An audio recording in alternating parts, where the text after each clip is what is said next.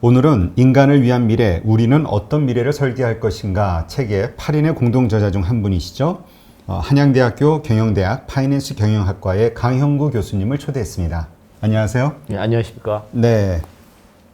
일단 뭐 요즘 인공지능에 의해서 우리의 삶이 상당히 많이 변화될 것이다는, 근데 이제 그게 사실 긍정적인 것보다는 우리의 무슨 여러 가지 것들을 기계한테 뺏긴다는 그런 어떤 공포심을 갖고 있는 그런 분들이 많이 있는 것 같거든요. 그래서 오늘 이와 관련돼서 좀 차분차분하게 질문을 좀 드리겠습니다. 네, 우리가 알겠습니다. 인공지능과 싸울 준비를 해야 되는지. 네. 일단 그 지금 책의 목차에도 나오는 것처럼 그 금융투자, 인공지능을 활용한 이게 현재 어디까지 왔습니까? 수준이? 그래서 이제 아시다시피 투자에도, 금융 투자에도 여러 가지 분야가 있거든요. 뭐, 그래서 어떤 분야는 매우 발달해 있는 분야도 있고, 어떤 분야는 상대적으로 발달은 해 있는데 잘못 사용되는 분야가 있고요. 어떤 분야는 정말 필요한데 덜 사용하는 분야가 있고 그렇습니다. 다만 이제 말씀드리고 싶은 건 금융에서 인공지능 같은 류의 이런 데이터에 근거한 투자, 로직에 근거한 투자는 굉장히 역사가 깊습니다. 왜냐하면 금융 자체가 데이터 드리븐된 학문이기 때문에 그렇거든요.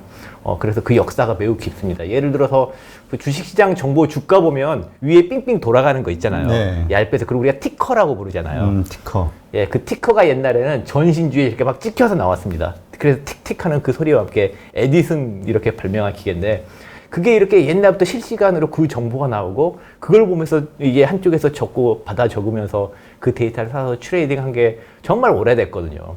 그래서 계속 티커가 그 종이로 막 나오니까 나중에 막 쌓일 거 아니에요. 그게. 네.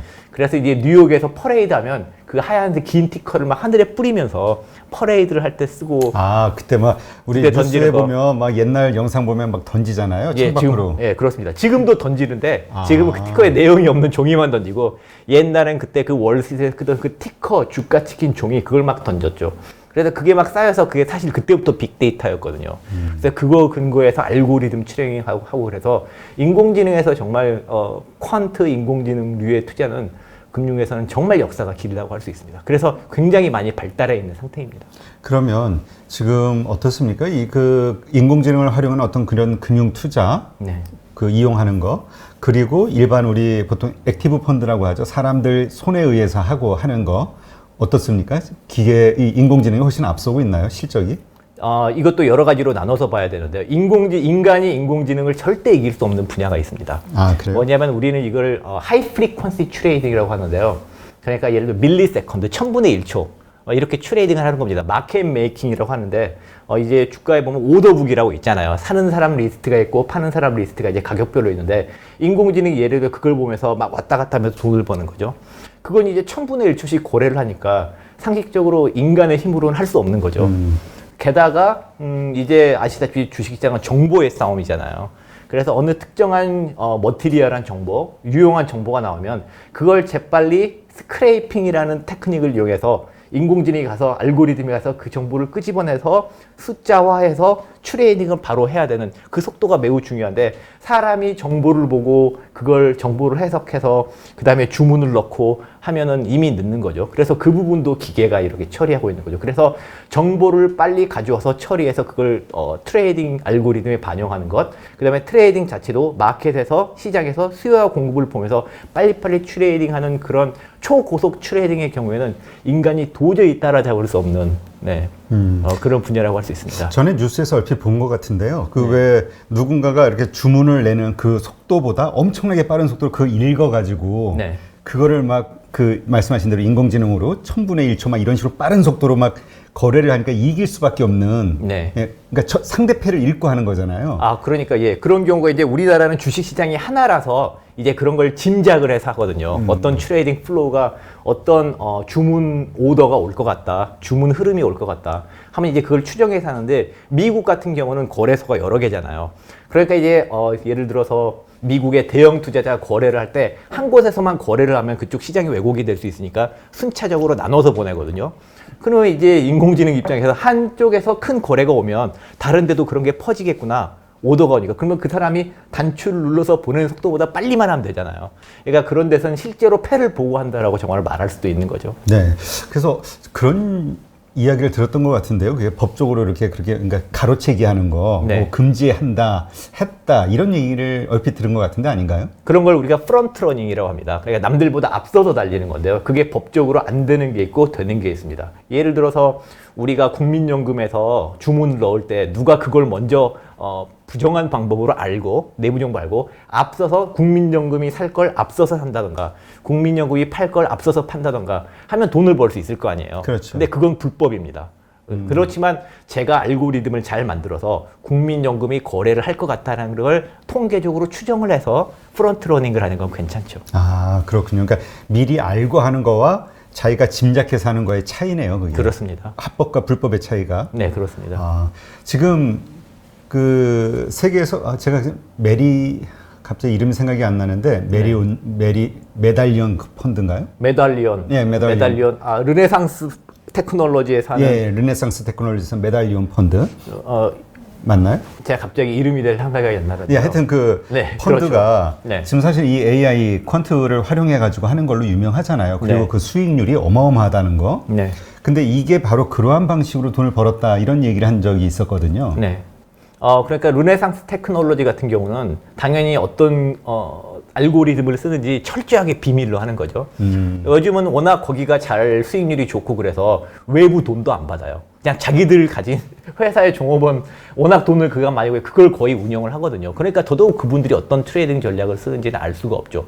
다만 이제 짐작을 하는 건 아까 제가 말씀드린 초고속 트레이딩 그것도 하고 그다음에 통계적으로 이제 예측을 한 전통적인 퀀트 트레이딩도 하고 아무튼 모든 종류의 트레이딩을 하는 걸로 알고 있습니다. 그럴 수밖에 없는 게 그 회사에 가면 어떤 금융회사라는 기분이 안 들고 무슨 대학 연구실에 있다는 그렇다고 합니다. 그래서 연구실에 하루 종일 사람들이 트레이딩 아이디어 연구하고 수학 문제 풀고 코딩하고 그러는 거예요. 그러니까 이제 논문 보고 그러면서 될 만한 아이디어는 모두 다 한다고 봐야 되겠죠. 그런 데일수록. 네. 그러니까 거기 회사는 뭐 금융인을 안 뽑고 전부 IT 프로그래머들을 뽑는다고 들었던 것 같았거든요. 이제 그렇다고 알려져 있는데 제가 알기로는 꼭 그런 건 아닌 것 같습니다. 그래요? 네. 너무 신화적으로 포장이 됐군요. 이제 약간 그런 게 있는 것 같습니다. 그러니까 그러한 인공지능 투자법, 퀀트 이런 것들이 그러니까 결국은 사람이 어떤 조건들을 어떤 행위가 일어났을 때 정보를 받았을 때 어떤 식으로 행동하라는 그 지시를 일단은 다 입력을 해줘야 되는 건가요? 그럼 그 상태에서 그게 또 우리 딥러닝이라고 하나요? 그 스스로 자가 발전을 하나요? 그러니까 이제 둘 다 물론 가능합니다. 그래서 이제 인공지능이라는 걸 아주 넓은 조건으로 보면 뭔가 환경에 있는 환경의 정보를 받아서 내부에서 뭔가 처리를 하겠죠. 그래서 이제 그 나름 최적의 행동을 하는 알고리즘이라고 본다면 금융은 아까 제가 말씀드린 건 그렇거든요. 알고리즘이 있는데 항상 금융감독위의 다트 웹사이트를 보고 있는 거예요. 그 알고리즘. 그러다가 새로운 정보가 나오면 그렇죠. 그걸 재빨리 읽어들어서 트레이딩화 하는 거죠. 그러니까 그건 이제 전형적인 인공지능이라고 볼 수 있는 거죠. 외부 환경에 대한 외부의 정보를 끌어들여서 그거에 따른 최적화 행동을 하는 어떤 인텔리전스 개념이기 때문에 그건 전형적인 인공지능이라고 볼 수 있고, 그 다음에 이제 저도 말은 이제 학생들이랑 인공지능이랑 별게 아니라 그냥 수업 시간에 숙제로도 내주고 학생들이랑 만들기도 하고 그렇거든요. 그러면 이제 기존에 나와 있는 회계 정보나 그 다음에 뭐 주가에 대한 새로운 뉴스가 나왔다. IPO가 빅히트에서 IPO를 했다. 그 다음에 IPO 관련해서 어떤 정보가 있다. 그러면 그것 가서 어떻게 트레이딩을 하겠다 하는 알고리즘 미리 코드로 짜놓고 그런 이벤트가 발생하면 바로 행동이 일어나기 때문에 그런 것도 모두 알고리즘이라고 볼 수 있을 것 같습니다. 네. 그럼 이런 어떤 그 투자와 관련된 이런 어떤 인공지능을 활용하는 어떤 투자 제품이라고 해야 되나요? 투자 서비스? 뭐라고 네. 표현해야 될까요? 이러한 것들 말고 또 우리가 좀 이렇게 쉽게 이해할 만한 현재 활용되고 있는 네. 또 상품이 있을까요? 로보 어드바이저가 대부분의 로보 어드바이저들 보면 자기들은 인공지능 데이터 사이언스를 이용해서 한다고 주장하고 있습니다. 그렇지만 이제 인공지능을 넓은 의미에서 해석하고 그러면 다 인공지능과 어느 정도 관계가 있다고 이렇게 봐야겠죠. 네. 그 챗봇은 어떻습니까? 챗봇도 당연히 이제 챗봇은 주로 고객 응대하는데 이렇게 많이 사용되고 있는 것 같습니다. 네. 금융기관에서는. 그래서 고객들이 외부 자극을 주면 언어든 뭐든 어떤 형태로 자극을 주면 알고리즘이 그걸 받아서 거기에 적절한 최적의 행동을 해주기 때문에 그것도 인공지능이라고 봐요. 머신 인텔리전스라고 봐야 되겠죠. 네. 그러면 지금 말씀을 들어보면 이 책에도 그렇게 나오고요. 인공지능이라는 걸 우리는 그냥 하나로 생각을 하고 있는데 인공지능도 종류가 좀 다양하다. 이렇게 이 말씀을 하시는 것 같거든요. 그러니까 인공지능은 되게 이제 넓은 개념인 것 같아요. 최적화 알고리즘. 네. 최적화 알고리즘. 예, 그걸 공통적으로 가지고 있고 거기에 따라서 이야기하는 분마다 약간씩 정의가 약간씩 다르더라고요. 그렇지만 제가 보니까 옛날 인공지능이랑 정의 자체는 약간 점점 넓어지는 느낌이랄까 그런 게 있는 것 같습니다. 보통 우리가 이야기로는 빅데이터를 계속해서 지금 우리가 처음에 입력하는 주는 빅데이터 말고 계속해서 실시간으로 생성되는 이런 뭐 여러 가지 데이터들을 계속 네. 그 뭐라 그러죠? 딥러닝을 해서 네. 계속 그 완성도를 높여나간다. 네. 이렇게 알고 있잖아요. 기본적인 거를. 그래서 이제 그런 걸 통계적인 방법에 의해서 데이터를 처리해서 최적의 어떤 행동을 하는 거죠. 그런 걸 우리가 특별히 줄여서 머신러닝이라고 합니다. 기계학습. 네, 그러니까 기계학습이 약간 인공지능인데 통계적 데이터에 기반한 데이터에 기반한 알고리즘을 머신러닝이라고 한다라고 생각하시면 될 것 같고요. 그렇지만 모든 인공지능이 꼭 데이터에 기반한 것만 아닙니다. 그 외에는 어떤 게 있나요? 그래서 제가 학생들한테 편하게 설명해 주는 게 하나가 뭐냐면 예를 들어서 블랙숄즈 공식. 블랙숄즈 공식이라고 하면 옵션과 콜 옵션, 풋 옵션 가격을 계산해 주는 알고리즘이거든요. 네. 그것도 보면 예를 들어 이런 거죠. 인공지능한테 삼성전자 코스피 200 콜 옵션 가격을 알려줘. 뭐 이렇게 물어보는 거죠. 챗봇을 충분히 만들 수 있는데 아주 쉽죠. 챗봇한테 삼성전자 코스피 200 콜옵션 가격을 알려줘. 그러면 이제 챗봇이 다시 물어볼 거예요. 지금 이제 코스피 200이 얼마죠? 그러면 만기는 어떻게 되는 건가요? 행사 가격은 어떻게 그런 걸 다 물어볼 겁니다. 그러면 제가 또 챗봇에 그런 걸 입력해 주겠죠. 그러면 답이 딱 나올 겁니다. 그건 정말 한 줄의 수학 공식이거든요. 그렇지만 그것도 제가 외부 정보를 입력하면 가장 적절한 답을 찾아주니 블랙홀즈 공식을 챗봇으로 만들거나 어떤 웹사이트를 만들어서 하면 다 인공지능이라고 볼 수 있겠죠. 그건 데이터가 전혀 필요 없습니다. 그냥 수학식이기 때문에요.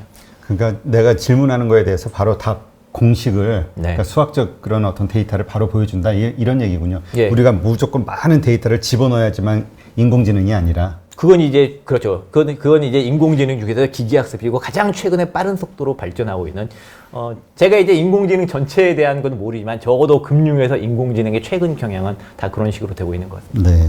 그러면 아까 말씀하신 그런 방식 우리 개인들도 왜 초단타 트레이더들이 있잖아요. 네. 트레이더들이 그런 얘기가 있거든요.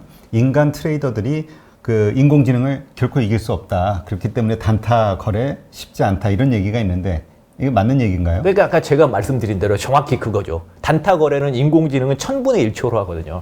1000분의 1초라고 하고 그다음에 예를 들어서 신문에 보면 언론사의 기사를 모아서 보여주는 예를 들어 터미널 블룸버그 터미널이라던가 이런 게 뭐 예를 들어 네이버 뉴스 업데이트 되잖아요. 그럼 이제 네이버 뉴스를 알고리즘이 계속 보고 있다가 네이버 뉴스에 특정 키워드 삼성전자 키워드 그 다음에 삼성전자 반도체 관련한 단어가 나오면 바로 그걸 캡처해서 트레이딩을 하면 단타 트레이딩이 매우 힘들어지겠죠. 사람이 하기는.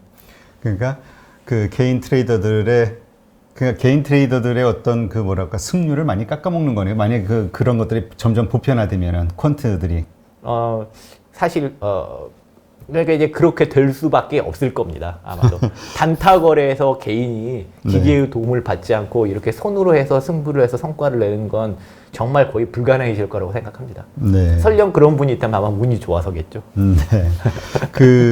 언제죠? 근데 그 부작용도 걱정하시는 분이 있던데요. 언제 우리 그 예전에 뉴욕 블랙 먼데이인가요? 네. 그게 이 인공지능의 이 트레이딩 시스템에 의해서 갑자기 폭락하게 된 거라는 이야기가 있었는데 사실인가요? 그것도 약간 오해가 있는데요. 인공지능이 이제 여러분 우리가 그런 걸 플래시 크래시라고 해서 사실 블랙 먼데이 1980년 블랙 먼데이 이후에도 갑자기 주가가 폭락하고 막 그런 경우가 있었습니다. 근데 대부분은 기계의 잘못이라기보다도 우리가 그거를 두꺼운 엄지의 오류라고 하는데요. 버튼 잘못 눌려서 대량 주문을 보내서 발생한 경우가 사실 대부분이라고 볼 수 있습니다. 결국 사람의 실수였다. 결국 사람의 실수인 거죠. 네. 단지 이제 1987년도 이제 블랙 먼데이 같은 경우는 여러 가지 논쟁이 있는데요. 그건 일단 인공지능이라기보다도 이런 겁니다. 많은 기관 투자자들이 손절이라는 걸 해야 되거든요. 네. 그래서 어느 정도 하락하면 하락하면 더 하락하면 안 되니까 손절을 해서 팔아야 되거든요. 그걸 이제 알고리즘화 해놓은 거죠. 그러다가 어떤 사고로 주가가 좀 하락했어요. 그러니까 관련된 알고리즘이 모두 팔아야겠다 나오면서 시장이 더 폭락하게 되는 거죠. 그런 건 있을 수 있겠는데 과연 그런 것까지 인공지능이 잘못해서 그런 건가? 결국 시장 전체를 생각하지 않고 자신의 그건 사람이 해도 그런 일은 어차피 발생할 수 있거든요. 네. 시장 전체를 생각하지 않고 그런 알고리즘을 각자 로컬한 상황에서 최적 알고리즘을 가지고 있어서 그런 시장 전체의 피드백을 생각하지 않은 인간의 잘못이 아닌가 싶습니다. 그것도. 네. 어디죠? 골드만삭스도 2015년에 보면은 이제 우리는 더 이상 금융회사가 아니라 IT 회사다라는 선언을 하고 그 자리를 곧 얼마 안 가서 그 주식 트레이더 수가 수백 명에서 2명으로 뭐 줄었다 이런 얘기가 있잖아요. 아주 유명한 일화가. 그렇습니다. 그러니까 이게 결국은 인공지능에 의해서 금융 쪽에 많은 인력들을, 그러니까 일자리를 다 잡아먹는 거 아니냐 이런 걱정하시는 분들이 있거든요. 네, 충분히 그런 걱정하실 수 있다고 봐요. 다만 이제 첫 번째로 골드만삭스가 자기들이 IT 회사라고 선언을 했는데 그건 그냥 마케팅이고 그건 약간 오버인 것 같아요, 저는. 네, 어떻게 골드만삭스가 IT 회사일 수가 있겠습니까? 다만 골드만삭스는 제가 사실 리만 브러더스에서 근무를 했었거든요. 네. 그래서 이제 리만 브러더스가 망하면서 제가 이화여대 갔다가 한양대로 오게 됐는데요. 제가 리만 브러더스에 있을 때 그게 벌써 10년도 더 된 일이죠. 그러네요. 그때도 이미 IT 인력들은 대단한 대우를 받고 있었습니다. 그전에는 옛날에 IT라고 하면 백오피스라고 해서 마치 전선이 아니라 후방 느낌이었는데 이제는 그때도 이미 IT 직원들이 가장 월급도 많이 받는 분들이 그때 있었고 IT의 중요성을 이미 그때부터 알고 있었죠. 그걸 새삼스럽게 골드만삭스는 IT 회사라고 선언한 건 다분히 마케팅적인 요소가 있다고 생각합니다. 네. 그리고 이제 600명이 2명으로 줄어서 트레이더 숫자가 줄은 건 사실이지만 그렇다고 골드만삭스에 일하는 사람들의 전체적인 고용 숫자나 금융권에 일하는 사람이 많이 줄었느냐? 그건 또 아니거든요. 그러니까 그만큼 다른 부분에 새로운 인력이 창출되었다고 그렇게 보시면 될 것 같습니다. 네. 그러니까 보니까 2년 만에 3만 5천 명의 임직원 중 4분의 1이 컴퓨터 엔지니어로 바뀌었다. 그러니까 네. 일자리가 사라진 게 아니라 일자리를 차지하는 그러니까 뭐라 그러나 컴포지션이 예. 약간 포트폴리오가 바뀐 거죠. 바뀐 휴먼 거라고 캐피탈. 봐야겠네요. 줄어든 게 아니라. 그러니까 이제 새로운 기술이 나오면 항상 그렇잖아요. 자동차가 등장하고 전기가 등장하고 이러면 항상 승자와 패자가 존재하게 돼 있고 근데 이제 인공지능이라고 해서 특별히 더 위협이 크다. 인공지능이 중요한 기술이라고 하지만 그것 때문에 전반적으로 아직 잡이 줄어들고 그건 좀 시기상조가 아닌가 싶습니다. 다만 이제 긴 맥락에서 보면 인공지능 이전에도 경제학자들은 그런 말을 했습니다. 어떤 경제학자들은 생산력이 충분히 발전하는 생산성 프로덕티버티가 충분히 발전하면 프로덕트라는 게 결국 사람 인풋에 비해서 아웃풋이 많이 나오니까 점점 노동력이 이렇게 줄어들고 불필요한 그런 사회가 되지 않겠느냐. 생산력이 극도로 발전해서 순수하게 기계로 만든 사회는 인간이 할 일이 없겠냐. 이런 건 옛날부터 있던 고민이었습니다, 사실.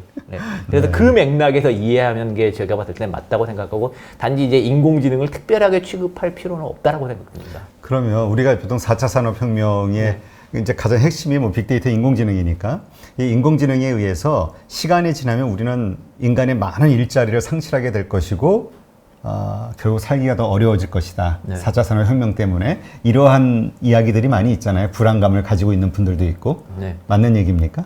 그러니까 그건 두고 봐야 알고 제가 뭐 거기에 대해서 미래에 대해서 뭐 어떻다라고 말할 그럴 자격까지는 없지만 이제까지 기술의 발전의 경향 그런 거 우리는 혁신을 굉장히 많이 봐왔거든요. 근데 말씀하신 대로 노동의 대체가 부분적으로 일어나고 승자와 패전은 있었지만 그것 때문에 전체적으로는 어떻게 보면 뭐 실업률이 증가하고 노동이 할 일이 없어지고 이런 건 사실 없었거든요. 솔직히 말해서. 그래서 인공지능도 앞으로 상당 기간 동안은 그런 일은 존재하지 않을 거라고 이렇게 판단이 됩니다. 다만 이런 건 있는 것 같아요. 이제 인공지능을 활용하는 기업들은 자기 기업에 최적화된 의사결정을 하지 않겠습니까? 네. 근데 기업이 쓰는 그 인공지능이 최적화된 게 사회 전체로 봐서도 최적화는 아닐 수도 있을 것 같아요. 그래서 이제 어떤 특정 기업들은 단순히 그냥 노동을 대체하고 뭐 그런 걸 충분히 쓸 수 있겠지만 사회 전체적으로 보면 노동과 기계가 보완적인 관계를 가지고 서로 노동도 휴먼 캐피탈도 같이 발전해 나가서 더 좋아지는 대안적인 기술이 있다면 당연히 정부 정책이나 이런 건 그런 인간과 기계가 단순히 경쟁을 하지 않는 보완적으로 생산성을 그러면서 같이 놀릴 수 있는 그런 사회적인 긍정적인 효과가 있는 쪽에 지원을 해줘야 되겠죠, 사실은. 네. 그래서 이제 시장 실패가 발생할 수 있기 때문에 시장 실패가 발생할 수 있는 영역에 대해서는 얼마든지 이제 사회적으로 개입을 할 논리적인 근거는 있다라고 생각합니다. 그런 걸 또 우리가 경계를 해야 되겠죠. 네. 그러니까 아니 근데 말씀하시는 게 진짜 인공지능이 말씀하시는 것 같아요. 워낙에 달변으로 빠르게 말씀해 주시니까. 예, 알겠습니다. 네. 네. 뭐라 그럴까? 이렇게 얘기하시는 분들이 있잖아요. 그러니까 이게 대체는 되겠지만 그 숫자적인 면에서는 절대적으로 줄어들 것이다. 네. 왜냐하면 이게 모든 게 다 사람들이 계속 만 명이 해야 될 거, 기계 뭐 컴퓨터 이만한 거 가지고 보통 몇 시간이면 해버리니까 네. 그 단순 수치만 봐도 네. 사람의 일자리는 많이 네. 줄은 거 아니겠느냐, 대부분. 단지 그 가운데 약간만 이렇게 좀 바뀌는 거 아니냐, 네. 포지션이. 이런 거에 대한 의견은 어떠세요? 충분히 그런 우려가 있을 수 있다고 생각합니다. 근데 생각해보면 옛날에 그랬대요. 엑셀이 등장하면 사무 직원들이 할 일이 없어질 거다. 다 이렇게 손으로 했는데 엑셀이 되면 뭐 순식간에 하잖아요. 근데 과연 엑셀이 등장해서 사람들이 할 일이 없어졌나? 엑셀 등장해서 할 일이 더 많아지지 않았습니까? 그리고 제가 무슨 경험이 있냐면 사실 인공지능을 개발해서 어떻게 회사에 납품을 하는 뭐 그런 게 하나가 있습니다. 국내 자산운용사에. 뭐냐면 그런 거예요. 국부, 몇십 조짜리 국부를 운영하는 펀드 매니저가 계시거든요. 네. 이제 몇십 조짜리 국부를 운영하면 국민들의 재산이니까 위험 관리가 매우 중요하잖아요. 그러면 이제 앞으로 다가올 중요한 사건들에 대해서 뷰를 가지고 있고 거기에 대한 대책을 세워야 되는데 그러려면 공부를 열심히 하셔야 되잖아요. 파이낸셜 타임스 열심히 보고 뭐 국내 경제지도 열심히 보고 독서도 뭐 이런 독서도 열심히 하고 막 그래야 되는 거죠. 근데 아시다시피 몇십 조를 운영하는 펀드 매니저분들이 그럴 시간이 없잖아요. 이제 기계가 전 세계 수천 개, 그러니까 저희 회사에서 만든 기계는 전 세계 수천 개 언론 소스를 들어가서 한국 경제 금융에 관한 기사를 뽑아내서 그거를 이제 숫자화해서 거기에다 시그널을 보내주는 그런 일을 하거든요. 그러면 그 일을 하니까 리스크 매니저가 덜 필요해졌냐? 아니거든요. 그 회사에서 보면 이것 때문에 할 일이 더 많아진 거예요. 기존에 할 일 플러스 우리가 제공한 그런 전 세계 비정형 빅데이터를 하려면 위험관리 시그널까지 하나 더 봐야 되고 그런 것까지 공부를 해서 계속 발전시켜야 되니까 리스크 매니저를 더 뽑아야 되는 상황이 발생하는 거죠, 사실은. 그래서 제 개인적으로 아주 작은 경험이긴 하지만 그런 것만 봐도 인공지능이 인간을 대체할 것 같지는 않다, 당분간은. 뭐 그런 생각이 듭니다. 당분간이라고 그러면 한 어느 정도를 예상하시는 건가요? 그거 너무 어려운 질문인데 여기서 당분간이라고 하면 제가 은퇴할 때까지는 그런 일은 없을 것 같은데요. 그럼 한 2, 30년? 뭐 그럴 것 같습니다. 네, 2, 30년 정도. 네. 네. 일단 또 그 말씀 들은 게 약간 안심이 되네요. 워낙 그 미래에 대한 전망이 세상이 확 바뀌면서 네. 뭐라 그럴까, 우리 나이 먹은 사람들이 네. 정말 쓸모 없어지게 되는 네. 그러한 세상에 대한 그 두려움이 좀 많았었거든요. 네, 그렇게 되지 않을까 싶어서. 그래서 저는 이제 그런 게 이제 제가 말씀드린 인공지능 승자와 패자가 명확한 거죠. 그래서 이제 기술에 대한 항상 뭐 자동차가 등장하면서 거기에 잘 동참한 분들은 자동차 기사로도 돈도 많이 벌지만 적응 못 하시는 분들이 있었을 것 같아요. 네. 그에 비해서 또 인공지능처럼 이렇게 기술이 막 발전하면 기술을 잘 따라가는 젊은 층들은 잘 적응한 반면에 잘 적응을 못하는 특정 세대는 더 어려움을 겪으실 가능성도 있는 거죠. 그럼 이제 그런 거 이제 국가가 책임을 져서 국가가 좀 신경을 써서 인공지능을 발전시키더라도 젊은 층들의 생산성을 높이는 것도 좋지만 사실 인공지능이 인간을 많이 도와주니까 시력이 떨어진 분들한테는 시력에 도움을 주는 비존 테크놀로지를 이용해서 시력에 도움을 주고 글을 읽기 어려운 분들한테는 텍스트를 읽어서 잘 설명해 주고 그 다음에 힘이 없으신 분한테는 다른 방법으로 정보를 입력하는 방법 그런 인공지능이 있고 그런 걸 도와주는 인공지능이 있다면 사실 노인분들의 생산성도 확 올라갈 수가 있는 거잖아요. 그러면 이제 사회 전체적으로 사회 통합 기능이나 사회 혁신 차원에서 굉장히 긍정적인 거겠죠. 그래서 그런 부분은 분명히 국가가 신경을 써줘야 된다고 생각합니다. 네. 그러니까 이제 우리가 좀 이게 먼 얘기로 들리거나 아니면은 네. 정말 좀 비관적으로만 보는 게 아니라 네. 실제 이것이 우리 현실로 다가왔을 때 어떻게 이걸 잘 활용할 수 있을까에 대한 고민을 해야 된다는 말씀으로 이해해야 되겠네요. 예, 정확히 그렇게 생각합니다. 그래서 이제 기술이라는 것도 기술의 사용이라는 것도 기술이 기술을 결정하는 게 아니라 기술의 사용과 적용도 모두 이렇게 사람이 하는 거고 그건 사회에서 결정되는 거기 때문에 결국 기술이 어떻게 쓰여질 것인가도 사회가 결정하는 거거든요. 그리고 그건 우리 모두가 기술이 긍정적인 방향으로 모든 인간의 웰페어를 증가시키고 인간의 자유를 증가시키는 방향으로 하도록 우리가 노력을 해야 되겠죠. 그런 노력이 없으면 정말 인공지능이 파괴적인 그러니까 파괴적인 건 좋은데 그 파괴적인 게 사람들한테까지 파괴적인 적시이 돼서는 좀 곤란하겠죠. 네, 그런 건 그렇군요. 우리가 주의를 해야 될 필요가 있다고 생각합니다. 네. 근데 왜 우리 그 터미네이터 이렇게 영화 보면 네. 그 인공지능 그 시스템이 네. 자기가 자가 발전해가지고 판단하고 결정해가지고 완전히 그 어떤 그 새로운 세상을 만들어내잖아요. 네. 인간을 공격하고. 물론 거기까지는 안 가겠지만 현재 금융 시스템 내에서 네. 인공지능이 어떤 오류 이게 만에 하나 이렇게 되면 아까 블랙먼데이 얘기하셨지만 네. 그게 수천, 수조, 수십조 그 이상의 어떤 파급을 낼 수 있는 거잖아요. 뭐 알고리즘을 잘못 짜면 손해가 크게 난. 그래서 망하는 헤지 펀드들도 많이 있습니다. 아, 지금도요? 네. 아, 그거에 대한 어떤 뭐 보완책 같은 건 없나요? 그 완벽하게 좀 막아내는? 아, 그러니까 이제 일단 터미네이터 이야기부터 생각하면 터미네이터는 이제 많은 분들이 공상과학이고 인공지능에 대한 오해를 불러일으킬 수 있는 뭐 그런 거라고 많이들 말씀하시잖아요, 사실은. 인공지능 전문가분들이 싫어하는 영화 중에 하나더라고요. 근데 이제 저 터미네이터는 교훈이 많다고 생각해요. 뭐냐면 이제 인공지능을 우리가 무기화할 수 있잖아요. 네. 인공지능이 무기화돼서 인공지능이 전장에 쓰이게 되면 인공지능이 인간을 지배하진 않더라도 그 인공지능이 인간에게 해로운 일을 끼칠 그런 건 굉장히 그런 가능성은 큰 거죠. 그래서 인공지능의 어떤 무기화, 원자력도 그렇잖아요. 우리가 원자력에 대해서 우리가 평화적 이용에 고민하는 것처럼 인공지능이 그런 거에 대해서 쓰이게 될 가능성, 그 다음에 인공지능 윤리에 대한 고민, 그런 건 굉장히 많이 필요하다고 생각합니다. 금융에 이제 초점을 두고 시작하면 금융은 금융이라는 건 파급 효과가 아시다시피 크지 않습니까? 그래서 금융은 다른 산업과 다른 좀 특수성이 있는 것 같아요. 예를 들어서 은행이 망하면, 그렇죠? 무슨 대기업이 망해도 정부가 크게 신경을 안 쓸 수도 있어요. 신경을 좀 써야 되겠죠. 근데 은행이 망하면 굉장히 신경을 많이 쓰잖아요. 그렇죠. 뉴욕에서도 이제 미국에서 LTCM 노벨 경제학상도 받고 그런 세계적인 헤지 펀드가 망했을 때 미국 정부에서 LTCM에 돈을 줬어요. 문제는 LTCM은 모두 부자들만 가입한 펀드고 어차피 백만장자, 억만장자들이 가입한 펀드인데 그 사람들 돈 좀 잃어도 상관없는데 왜 거기에 돈을 넣느냐 이런 비난이 많았거든요. 근데 이제 금융이라는 그 특성상 금융은 시스템 리스크를 야기할 수 있고 그래서 시스템 리스크라는 것은 한쪽에 사고가 일어났을 때 M1 다른 부분까지 사고가 발생하고 그게 실물 경제로까지 전이될 위험이 있는 거죠.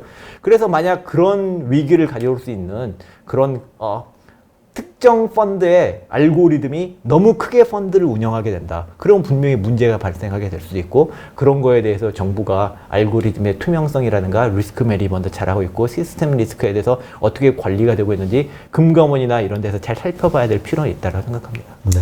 근데 그게 살펴본다고 나오나요? 그 알고리즘, 그러니까 뭐라 그럴까? 인공지능의 그 리스크도 네. 관리하는 사람들이 있나요? 인공지능의 그러니까 사실 인공지능의 장점 중에 하나가 아시다시피 금융 전문가시니까 아시겠지만 투자 전 과정에 거쳐서 가장 중요한 게 저는 사실 리스크 관리라고 생각하거든요. 근데 이제 인공지능에 기반한 퀀트 펀드의 특징은 뭐냐면 그 알고리즘 자체의 리스크 매니지먼트를 내재화시킬 수 있기 때문에 굉장히 경제적으로 리스크 매니지먼트를 할 수 있다는 장점이 있다고 생각합니다. 물론 그걸 누가 관리하고 그걸 우리가 이해를 못할 수도 있지 않느냐라고 생각하겠지만 근데 그 부분은 쉽게 할 수 있어요. 알고리즘이 있으면 알고리즘이 사실 투명하고 블랙박스고 이해할 수 없다라고 하지만 저는 알고리즘보다 펀드 매니저의 뇌가 훨씬 더 블랙박스라고 생각할 수 있거든요. 펀드 매니저의 뇌로는 우리가 시뮬레이션이 안 돼요. 하지만 어떤 금융회사에서 굉장히 큰 펀드를 운영해서 시스템 리스크를 가져올 수 있는 알고리즘이 있다면 우리가 그 알고리즘의 시그널을 굉장히 극단적인 시그널을 넣어서 시뮬레이션을 해볼 수 있거든요. 네, 그런 식으로 좀 AI를 이해하려고 하면 충분히 이해할 수 있다고 생각됩니다. 특히 네. 금융은 이해하기가 상대적으로 쉬울 거라고 생각합니다. 그러게요. 지금 그래서 금융에서 좀 이런 것들을 좀 더 활발하게 하기 위해서 마이데이터법인가 뭐 네. 그것도 다 통과가 되면서 네. 이제 데이터들을 활용해서 이제 인공지능 분야를 뭔가 확산시키려는 그런 시도가 일어나는 것 같거든요. 네, 그렇습니다. 근데 이게 이제 좋은 쪽으로만 봐도 되는 것인지, 그러니까 하여튼 이 뭔가 금융 쪽이 이렇게 이런 일들이 뉴스가 나오기 시작하면은 지점이 축소가 되고 은행원들이나 이런 금융 쪽의 인력들이 전부 퇴사하는 일들이 발생이 되니까 네. 뭔지는 몰라도 이게 일자리를 많이 없애는 거구나 이런 느낌을 갖게 되거든요. 자, 이 마이데이터는 정말 민감한 문제인 것 같습니다. 저는 솔직히 마이데이터에 찬성이고요. 굉장히 금융위의 마이데이터 정책은 굉장히 올바른 방향으로 가고 있다고 생각됩니다. 근데 이제 은행들은 말씀하신 대로 우려를 할 수가 있어요. 은행들 같은 경우는 이제 가장 돈 되고 재미있는 분야는 속칭 말하는 빅테크들이 다 하고 아니면 그 뭐죠? 뱅크 샐러드. 뱅크 샐러드 그렇게 고객 접점을 가진 곳에서 펀드 팔고 그 다음에 펀드 추천하고 그런 재밌는 건 다 하고 온갖 정부 규제는 자기들이 다 받고 그 다음에 리스크 관리도 다 하고 그러면서 그런 회사를 위해서 프로덕트만 제공하고 거기서 다 상품 비교해서 팔아버리면 은행들은 너무 재미가 없잖아요, 사실은. 그래서 일종의 은행들은 자기들이 유틸러티 회사, 마치 전기회사처럼 아니면 통신회사처럼 통신망이나 이런 건 KT, SK에서 다 제공하지만 실질적으로 가장 맛있는 부분은 카카오톡에서 하고 있다는 거죠. 그렇게 되지 않을까 우려를 하고 있고 그 우려는 상당히 정당할 수 있다고 생각합니다. 게다가 이제 말씀드렸지만 금융은 특수성이 있죠. 은행들은 시스템 리스크를 야기할 수 있는 그런 게 있기 때문에 만약 은행이 그렇게 어려워지면 은행이 더욱더 엉뚱한 일을 할 인센티브가 커지는 거죠. 그렇게 되면 금융 시스템의 불안이 가중될 우려도 있다라고 생각됩니다. 그렇지만 저는 이제 그런 논리가 있는데 마이 데이터 가지고 이제 거기까지 가는 건 너무나 먼 걱정이 아닌가라는 생각이 듭니다. 네. 근데 조금 전에 그 리스크 관리 말씀을 하셨는데 네. 지금 또 마침 리먼 브로더스 근무하셨다고 그랬잖아요. 예, 그렇죠. 그 어떤 파트에서 근무하셨었나요? 저는 이 퀀트라는 그러니까 퀀트 스트래티지. 관련된 곳이네요. 그래서 인공지능 뭐 투자 전략 이런 거 아닌가요? 그래서 저는 인공지능, 금융 인공지능이 아니라 전혀 새삼스럽지 않은 게 그러니까 이제 저는 리만 브로더스는 이제 브로커리지 펌 그런 역할을 하는 거죠. 그래서 제가 하는 게 뭐였냐면 사실 하루 종일 공부하는 게 제 일이었어요. 하루 종일 공부하고 코딩하면서 투자 전략을 만들어요. 그러면 이제 투자 전략이 괜찮다고 생각되면 이제 세일즈 영업하시는 분이 헤지펀드 매니저한테 가요. 그래 헤지펀드 매니저한테 우리는 이런 좋은 알고리즘이 있으니 미리만 하고 거래하면 그런 걸로 투자도 같이 하고 그럴 수 있다라고 해서 파는 거거든요. 근데 이제 제가 이제 퀀트다 보니까 제가 상대하는 헤지펀드들은 전부 다 퀀트 헤지펀드나 헤지펀드가 아니라도 퀀트 펀드였습니다. 아직도 우리나라 여의도에는 퀀트 펀드가 없는데 제가 근무하는 일본에서 3분의 1은 퀀트 펀드였고 그 당시에 미국에서도 2분의 1은 퀀트 펀드였거든요. 그래서 이제 퀀트 펀드를 상대했는데 그분들은 그 당시에도 이미 속칭 말하는 기계학습 기법 그런 걸 10년도 전에 이미 막 사용하고 있었어요. 속칭 말하는 뉴럴 네트워크, 그러니까 인공신경망, 그다음에 서포트 벡터 머신, SVM, 클러스터링 이런 기법들은 이미 10년 전부터 인텐시브하게 사용되고 있었습니다, 사실은. 그래서 금융에서 최근에 뭐 딥러닝 이런 말 나오는 게 물론 딥러닝에 그 사이에 많은 발전도 있지만 인공지능 자체와 금융에 대해서 뭔가 새로운 트렌드처럼 이야기하는 거 보면 저처럼 실무를 그때부터 했던 사람 입장에서 보면 너무 약간 새삼스러운 감이 없지 않습니다. 네.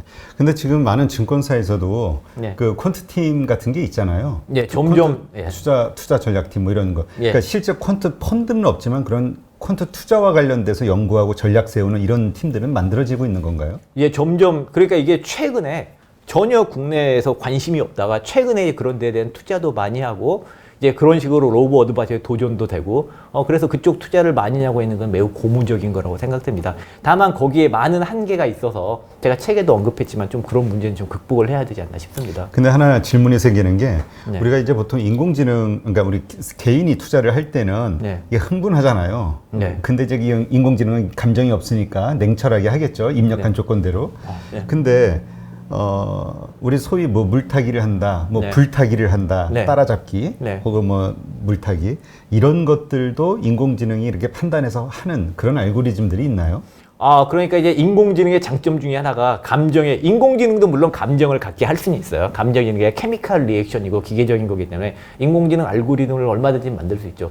하지만 이제 금융은 아시다시피 금융 경제학은 역사가 오래된 학문이거든요. 그래서 대부분의 상황에서는 어떻게 투자하고 어떻게 해야 되는지 사실 답이 다 있습니다. 금융은 모든 상황에서. 근데 이제 사람들이 답이 있는데 답대로 제대로 투자나 거래를 못 하는 거죠. 바로 말씀하신 그 이유는 행동 경제학적 어떻게 보면 감정적인 이유가 있는 거고 인공지능은 이제까지 학문적 거의 100년에 가까운 재무금융, 파이낸스 학문적 성과를 모두 내재화시켜서 하면 정확히 그대로 하겠죠. 감정 없이. 네. 바로 저는 이제 그런 부분이 인공지능이 인간을 도와줄 수 있는 큰 부분이라고 생각돼요. 그러면 우리 예를 들어서 펀더멘털이 괜찮아요. 펀더멘털이 괜찮은데 지금 어떤 대외적인 뭐라 그럴까 어떤 뉴스들이나 어떤 네. 환경에 의해서 갑자기 떨어진단 말이에요. 네. 어떻게 보면 그때가 저가 매수할 수 있는 기회잖아요. 네. 이거를 이거 딱 들어왔을 때 인공지능은 처음에 그렇게 설정을 하는 거에 따라서 사기도 하고 오히려 팔기도 하고 결정이 되는 건가요? 아니면 스스로 이건 좋은 기회니까 사자 이런 정도의 판단 능력까지 되는 건가요? 둘 다 가능한데요. 저는 이제 두 번째보다는 첫 번째가 좀 더 옳은 접근이라고 봅니다. 왜냐하면 이제 파이낸스는 이제 이론이 있어서 이론을 무시할 수는 없거든요. 예를 들어서 주가는 디스카운트드 캐시플로우에서 결정된다. 이건 진짜 상식적이잖아요. 그런 걸 무시하고 기계가 트레이딩 한다는 말이 안 된다고 생각하고요. 그래서 그런 걸 감안해야 되고 말씀하신 대로 이제 갑자기 어떤 주식이 저평가될 수가 있습니다. 네. 그런 건 알고리즘을 제가 이제 학생들이나 직원들이랑 만드는 트레이딩도 그런 게 있는 거죠. 그러니까 일종의 밸류에이션에 보면 comparable from valuation 그런 거 있잖아요. 어떤 회사 IPO에서 주식을 판단할 때 비슷한 회사를 찾아서 PB나 PE를 봐서 분수를 비율을 곱해서 이렇게 회사의 적정 가치를 산출하는 것처럼 인공지능도 그런 걸 만듭니다. 그래서 삼성전자 주가가 있으면 삼성전자 그러니까 이런 거예요. 삼성전자가 있으면 삼성전자 빼고 나머지 코스피 2,000개에 달하는 코스피 코스닥 주식들을 함수적으로 결합해 가지고 가상적인 삼성전자를 만드는 거예요. 일종의 간단히 설명드리면 그러면 진짜 삼성전자가 있고 데이터로 생성된 신세틱 삼성전자가 있는 거죠. 두 개는 다르게 움직일 거예요. 네. 근데 두 개가 보통은 비슷한데 어느 정도 차이가 나. 신세틱 삼성전자는 5만 원이라고 하는데 실제 삼성전자가 3만 원이다. 그러면 이제 이론적으로 신세틱 삼성전자 밸류와 진짜 삼성전자 밸류가 크게 차이가 나면 안 되니 이게 떨어지거나 신세틱 삼성전자가 떨어지거나 그냥 삼성전자가 올라가겠구나라고 추정을 할 수 있잖아요. 그러면 우리가 이제 트레이딩을 하는 거죠. 이 포트폴리오에 대해서는 공매를 하고 신세틱 삼성전자는 공매도를 하고 진짜 삼성전자는 우리가 롱 포지션 투자를 하는 방식으로 해서 투익을 거둘 수 있고 그런 걸 실제로 많이 하고 있습니다. 이미 이렇게 활용이 되고 있는 건가요? 예, 그렇습니다. 거의 막 100년 그런 건 이제 100년도 더 됐다. 100년까지는 너무 과하고 적어도 50년 이상은 그런 류의 투자 전략은 있었다고 보시면 됩니다. 그러니까 그 처음에 그러니까 이 프로그램 그러니까 알고리즘을 어떻게 설정하느냐에 따라서 그게 다 결정이 되는 거군요. 예, 맞습니다. 처음에 야 이런 거 다 무시하고 일단 그런 상황 되면 일단 안전하게 포지션 지켜. 더 이상 뭐 하지 말고. 근데 또 반대로 펀더멘탈이 이렇게 비교해봐서 가상의 이런 다른 거 대비해가지고 괜찮네? 오히려 그렇죠. 매수해.